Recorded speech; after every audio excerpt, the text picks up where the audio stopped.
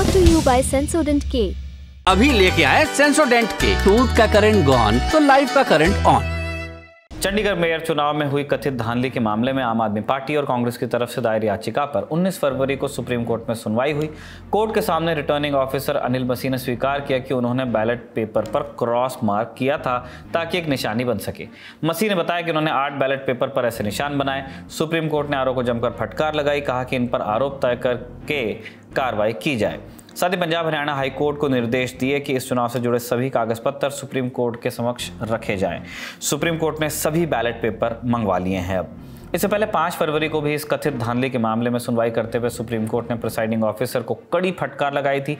CJI ने इस चुनाव को लोकतंत्र की हत्या तक करार दिया था।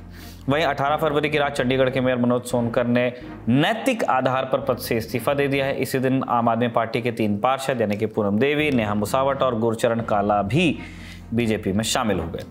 तीनों पार्षदों के बीजेपी में शामिल होने के बाद अब आम आदमी पार्टी कांग्रेस पार्षदों की संख्या 20 से हो गई 17।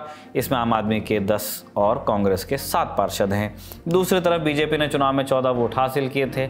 आम आदमी पार्टी के 3 पार्षदों के आने के बाद अब ये संख्या हो गई है 17। वहीं उनके पास चंडीगढ़ सांसद किरण खेर और श्रोमणी अकाली दल के एकमात्र पार्षद का समर्थन भी है।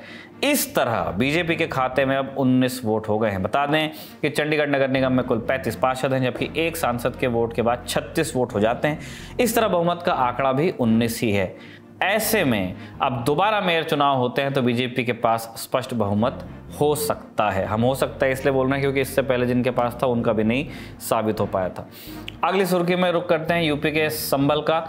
19 फरवरी को प्रधानमंत्री नरेंद्र मोदी ने यहाँ कल्कि धाम मंदिर का शिलान्यास किया। इस दौरान आए इस वीडियो पर गौर कर लीजिए आप। कार्यक्रम में प्रधानमंत्री की तरफ से कांग्रेस से निकाले जा चुके आचार्य प्रमोद कृष्णम बैठे दिख रहे हैं, जो श्री कल्कि धाम निर्माण ट्रस्ट के अध्यक्ष हैं। कल्कि धाम मंदिर को यही ट्रस्ट बनवा रहा है। आपको याद दिला दें कि आचार्य प्रमोद कृष्णम को पिछले दिनों प्रधानमंत्री मोदी से मिलने और उन्हें मंदिर से जुड़े कार्यक्रम के लिए न्योता देने के कुछ दिनों बाद कांग्रेस ने पार्टी विरोधी बयानबाजी का आरोप लगाते हुए निकाल दिया था।